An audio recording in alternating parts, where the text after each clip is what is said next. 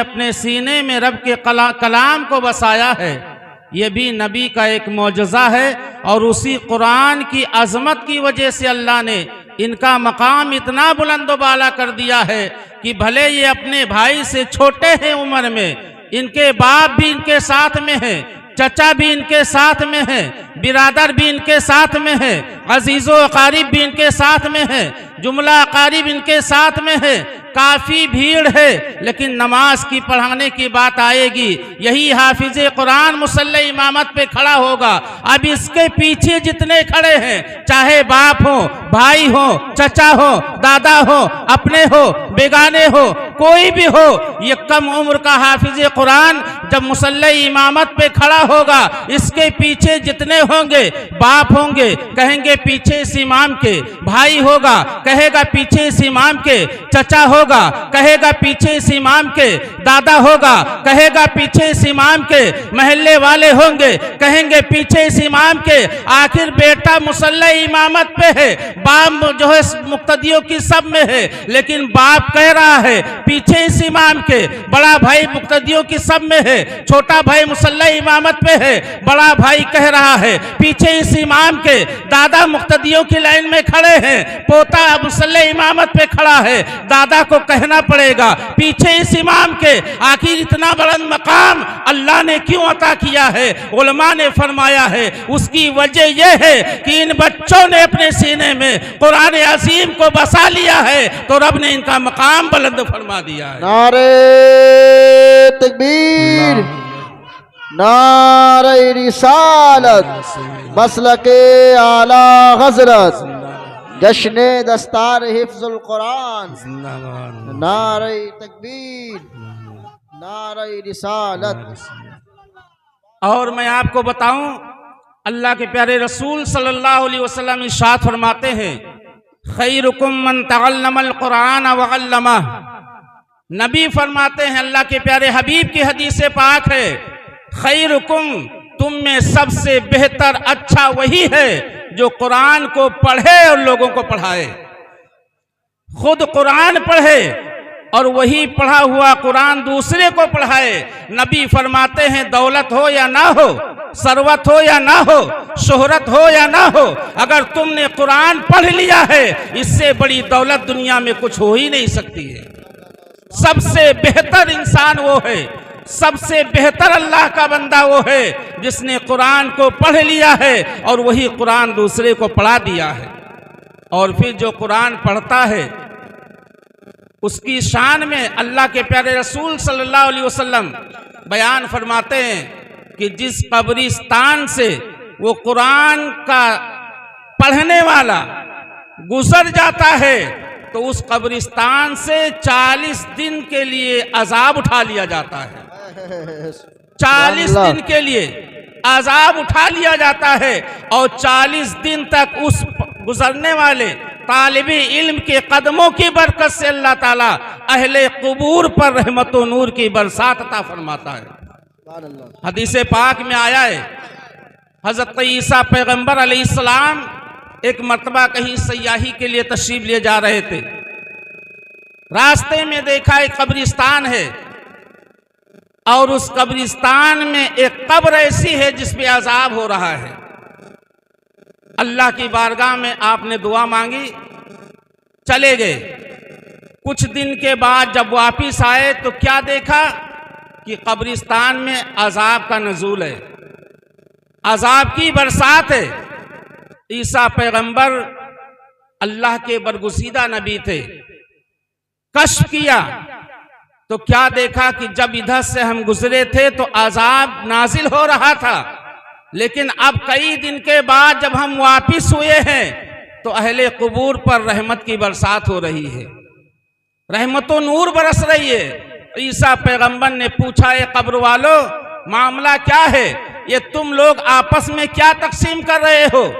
कब्र वालों ने बताया, अल्लाह के महबूब बंदे, आज कई दिन हो गया है, एक हाफिज़े कुरान आलिमे दीन हमारी कब्रिस्तान से गुजर रहा था और जब इस कब्रिस्तान के करीब वो पहुंचा, खड़ा हो गया, रुक गया और उसके बाद रब के कलाम की तिलावत फरमाई।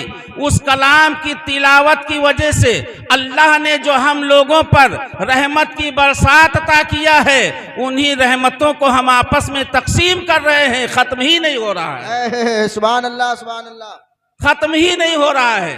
3 मरतबा कुल हुवल्लाह शरीफ अगर पढ़कर अहले कुबूर के रूहों को बख्श दिया जाए, मैंने सुना है कि अहले कुबूर के ऊपर कितना ही भारी अजाब क्यों ना हो, कुल हुवल्लाह की बरकत से अल्लाह ताला अजाब उठा लेता है, रहमत की बरसात फरमा देता है। कुरान की बड़ी फजीलत है और अल्लाह की रहमत, अल्लाह की मशीयत, ये रब की मर्जी, जिसे चाहता है उसे हाफिज कुरान बनाता है। ये अल्लाह का करम है।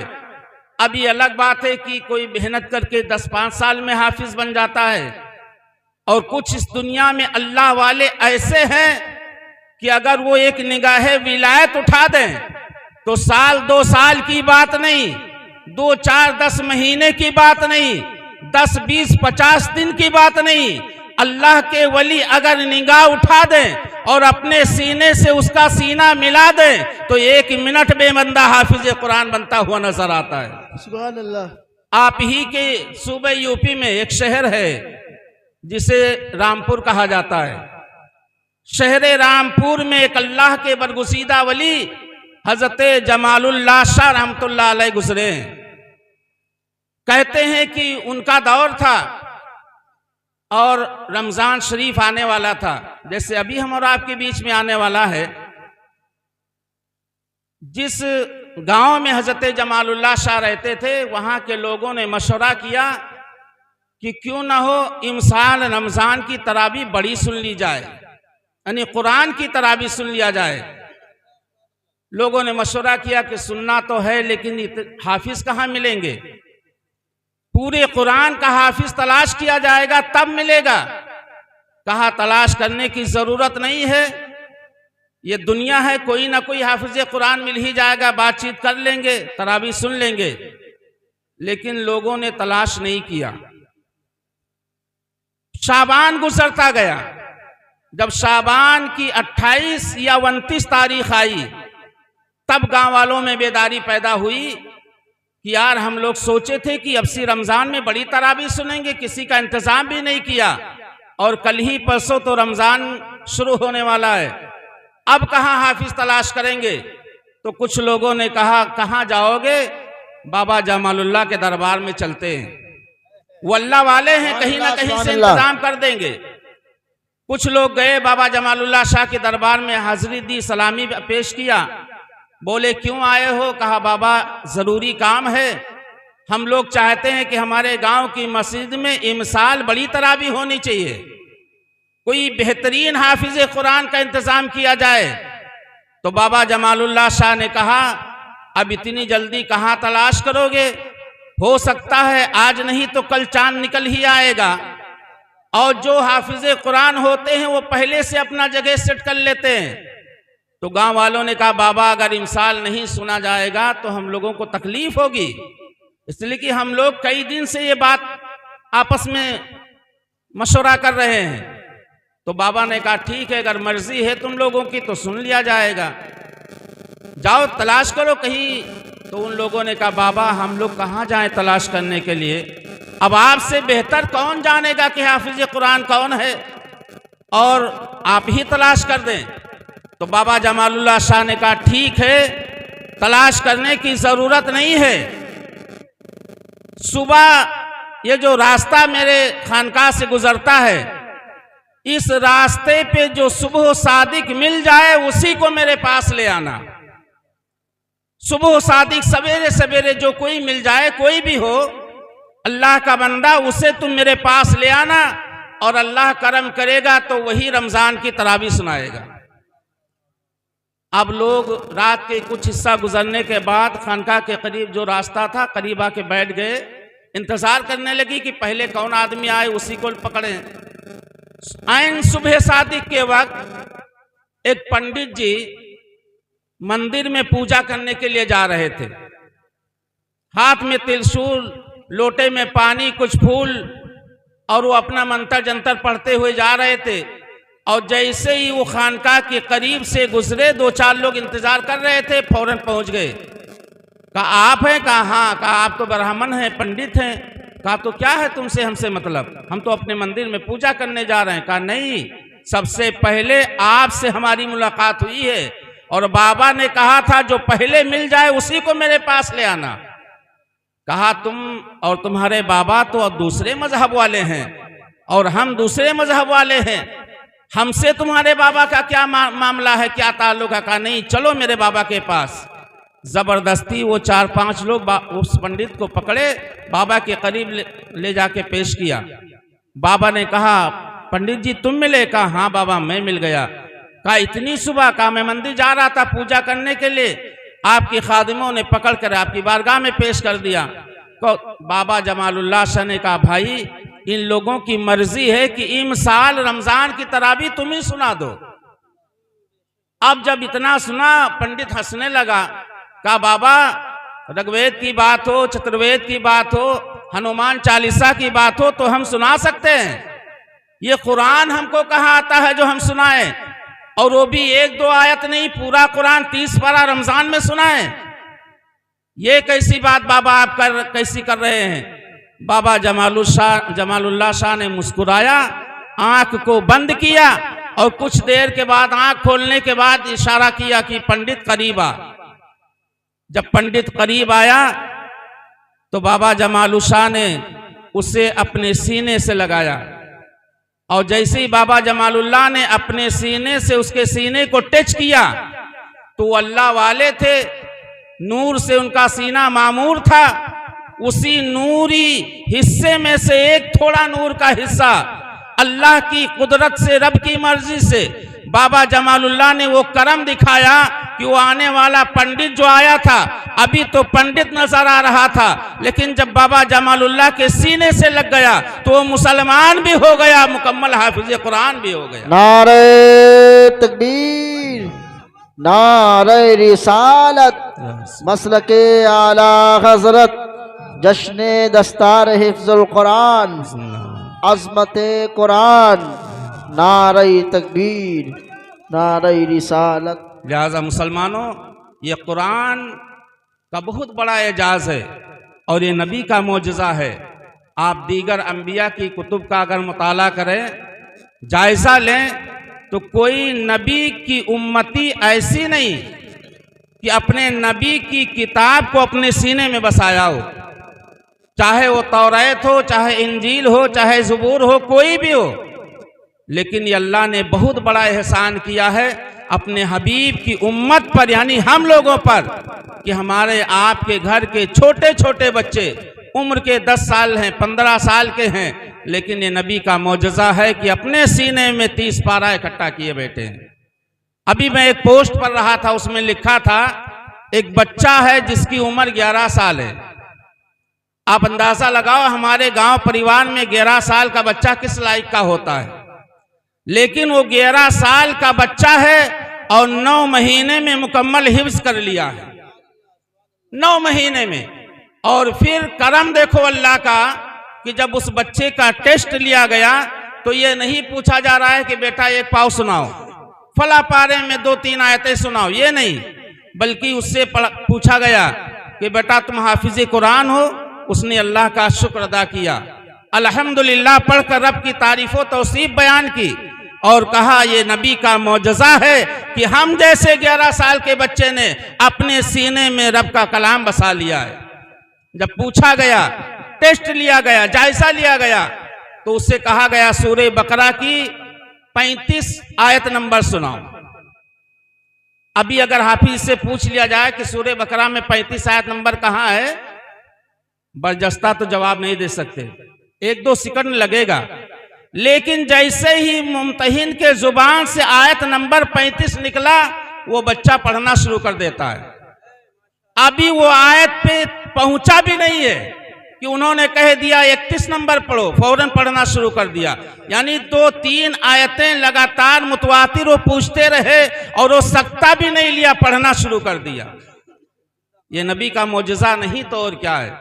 ये तो हम पर अल्लाह ने बहुत बड़ा एहसान किया है कि अल्लाह ने हमें आपको अपने हबीब की उम्मत में पैदा फरमाया है और करम बालाए करम ये किया है कि 10, 12, 15 साल की उम्र में अल्लाह के हबीब की उम्मत के फर्द अपने सीने में कुरान को महफूज किए हुए हैं।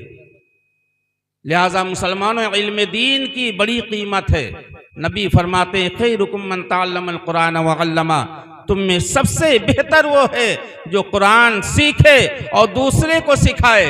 आज तो बड़ा आसान मामला है, हम अपने घर में बैठ के कुरान की तालीम हासिल कर सकते हैं, हम अपने घर में बैठ के इस्लाम को जान सकते हैं, हम अपने घर में बैठ के मसाइल शरिया हासिल कर सकते हैं। लेकिन जब 1450 साल पहले नबी ने इरशाद फरमाया था तलबुल इल्म फरीदतुन अला कुल्ली मुस्लिमी व मुस्लिमा, इल्म दीन हासिल करना हर मुसलमान मर्द और औरत पर फर्ज है। उस आलम को गौर करो, आज जहां चाहो 1 किलोमीटर जाना होता है, बगैर सवारी के चलना मुहाल है। लेकिन 1450 साल पहले का अरसा देखो, पैदल लोग हजारों किलोमीटर का सफर तय किया करते थे। तभी नबी ने फरमाया था इल्म दीन हासिल करो, उतलिबुल इल्म वलौ काना बिस्सीन, इल्म दीन हासिल करने के लिए अगर तुम्हें मुल्के अरब से चीन जाना पड़े तो चले जाओ, लेकिन इल्म दीन हासिल कर लो। और नबी ने तो यहां तक फरमा दिया, कोई कैद नहीं लगाई, हर मर्द औरत पर इल्म दीन हासिल करना फर्ज है। कैद नहीं है कि वो 10 साल का है तभी हासिल कर सकता है, 20 साल 25 साल का है तभी हासिल कर सकता है, 50 साल के हो गए, 45 साल के हो गए, अब शर्म आती है, आर आती नहीं पड़े। नबी ने यहां तक फरमा दिया कि इल्म दीन हासिल करो, चाहे तुम्हें माँ की गोद से लेकर कब्र की गोद तक जाना पड़े, लेकिन इल्म दीन हासिल करना फर्ज है। आज इल्म दीन ना हासिल करने की वजह से हमारी कौम में जिहालत पाई जा रही है और यही वजह है कि हम गफलत में पड़े हुए हैं।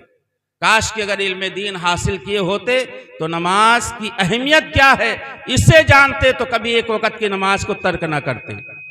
जबकि आप अंदाजा लगाओ, एक सजदा इब्लीस ने रब के हुक्म से नहीं किया था, वो भी सजदे ताबुदी नहीं था, ताजीमी था। एक सजदा इब्लीस ने करने से इनकार किया था, कयामत तक उसके गले में लानत का तोक डाल दिया गया। कयामत तक उस पर अल्लाह, उसके फरिश्ते और अल्लाह के बंदों की लानत बरसती रहती है, फटकार मारी जाती है। हम मुसलमान हैं, हम पर अल्लाह ने नमाज फर्ज किया है, एक सजदा इब्लीस ने नहीं किया। कयामत तक लोग लानत बरसाते रहेंगे और हम कितने रकात के सजदे छोड़े बैठे हैं।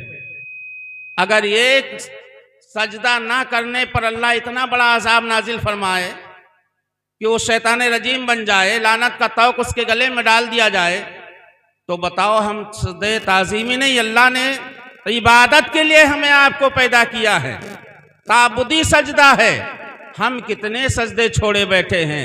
ये हमें भी सोचना चाहिए, हमारी माँ बहनों को भी सोचना चाहिए। आज दुनिया में हम कुछ भी बहाने कर लें, लेकिन जब आंख बंद हो जाएगी, मैदान महशर होगा, कयामत के दिन नफ्सी नफ्सी का आलम होगा, कोई किसी का यावरो मददगार ना होगा, सबको सिर्फ अपनी ही अपनी पड़ी होगी।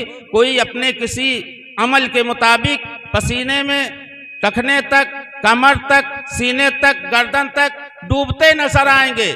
ऐसे पुराशो पुरफतन माहौल में रब की जानिब से सदा दी जाएगी, ए मेरे बंदो, वमा खलक़तुल जिन्ना वल इंसा इल्ला लियअबुदून, मैंने अपने हबीब पे कुरान नाजिल किया था, क्या तुमने ये आयत को नहीं पढ़ा था कि सिर्फ मैंने जिन्हों इंसानों को पैदा किया कि मेरी इबादत करें। ये मैदान महशर है, ऐ मेरे बंदो बताओ तुमने मेरी इबादत की है कि नहीं की है, तुमने जिंदगी में मुझे सजदा किया है कि नहीं किया है, तुम्हें मैंने जिंदगी अता की, बताओ अपनी जिंदगी में तुमने मेरे सामने सर झुकाया कि नहीं झुकाया, मेरी बारगाह में नमाज अदा की कि नहीं अदा की।